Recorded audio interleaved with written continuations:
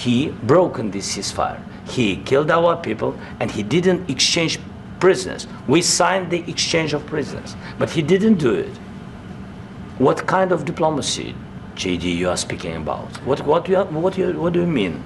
I'm talking about the kind of diplomacy that's going to end the destruction of your country. Yes, but if you Mr. President, with respect, I think it's disrespectful for you to come into the Oval Office and try to litigate this in front of the American media. Right now, you guys are going around and forcing conscripts to the front lines because you have manpower problems. You should be thanking the President for trying to bring an end to this conflict. Have you ever been to Ukraine that you say what problems we have? I have been to. Count one. I've actually watched and seen the stories, and I know what happens is you bring them on a propaganda tour, Mr. President. Do you disagree that you've had problems bringing people into your military? And do you think that it's respectful to come to the Oval Office of the United States of America and attack the administration that is trying to prevent the destruction of your country? A lot of questions. Let's start from the beginning. Sure. First of all, during the war, everybody has problems, even you, but you have nice ocean and don't feel now, but you will feel it in the future. God bless. You don't know that. God bless. God bless. You will not have a war. Don't tell us what we're going to feel. We're trying to solve a problem. Don't tell us what we're going to feel. I'm not telling you. Because you're in no position to dictate that. That's Remember exactly this. You're in no position to dictate what we're going to feel. We're going to feel very good. You will feel influence. We're going to feel very good and very strong. You will feel influence. You're right now not in a very good position.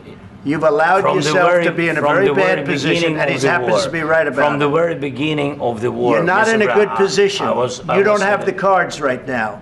With us, you start having cards. Playing cards. Right now, you don't. You're playing cards. Mr. President. You're playing cards. You're gambling with the lives of millions of people. You're gambling with World War III. You're gambling with World War III. And what you're doing is very disrespectful to the country, this country. That's back to you. Far more than a lot of people said they should have. Have you said thank you once? This entire meeting? No, in this entire meeting, have you said thank you? You went to Pennsylvania and campaigned for the opposition in October. Offer some words of appreciation for the United States of America and the president who's trying to save your country. Please, you think that if you will speak very loudly about the war, you can... He's not speaking loudly. He's not speaking loudly. Your country is in big trouble. Can I answer? Wait a minute. No. You've done a lot of talking. Your country is in big trouble. I know. You're not winning. You're not winning this. You have a damn good chance of coming out okay because of us. Mr. President, we are staying in our country, staying strong from the very beginning of the war. We've been alone, and we are thankful. I said thanks you haven't been in this alone. cabinet. You haven't been alone. In this cabinet. We gave you, through this stupid president, $350 billion. We gave you military equipment, and your men are brave, but they had to use our military. Yes. What about if you didn't have our military equipment, if you didn't have our military equipment, this war would have been over in 2 weeks. In 3 days. I heard it from Putin. In 3 days. This is something maybe new. Less. In 2 weeks. Of course, yes. It's going to be a very hard thing to do business like this. Again, I tell you. Just say thank you. I said a lot of times Except that there are disagreements, and let's go litigate those disagreements rather than trying to fight it out in the American media when you're wrong.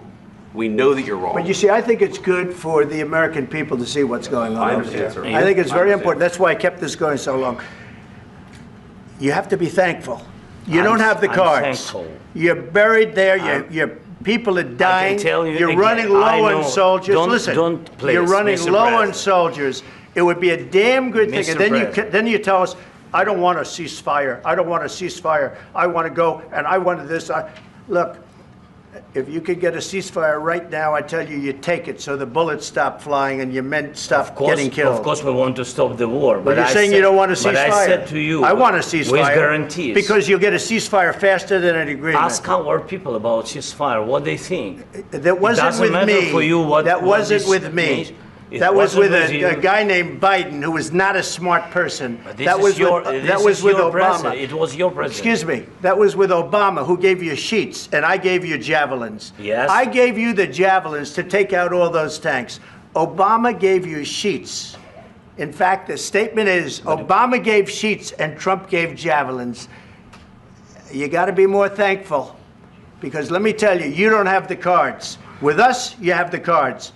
But without us, you don't have any cards. One more question to Mr. Vice President. I'm sorry, here. It'll be a tough deal to make. Because the attitudes have to change.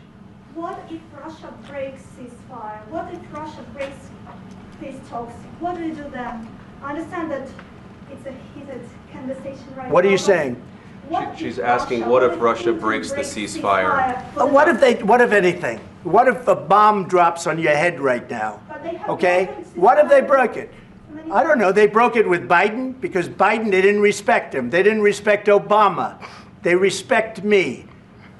Let me tell you, Putin went through a hell of a lot with me. He went through a phony witch hunt where they used him and Russia.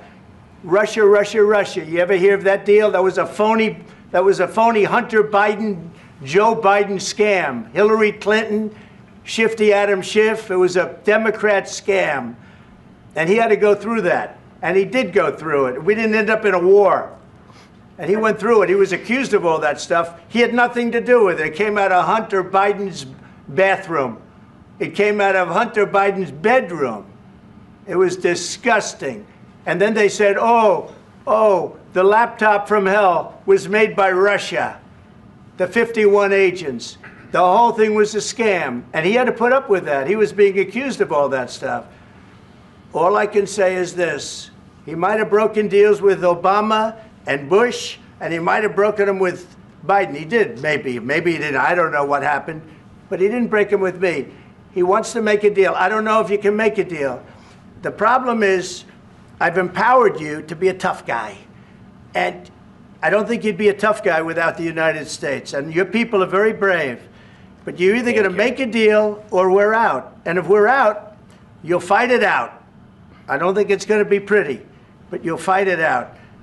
But you don't have the cards. But once we sign that deal, you're in a much better position. But you're not acting at all thankful. And that's not a nice thing. I'll be honest, that's not a nice thing. All right, I think we've seen enough. What do you think? Huh? This is going to be great television, I will say that. All right, we'll see what we can do about putting it together. Thank you. Guys, let's go. Guys, come on, let's go. We'll see, I don't know. All right, guys, come on. Wait, let me quickly. Hey.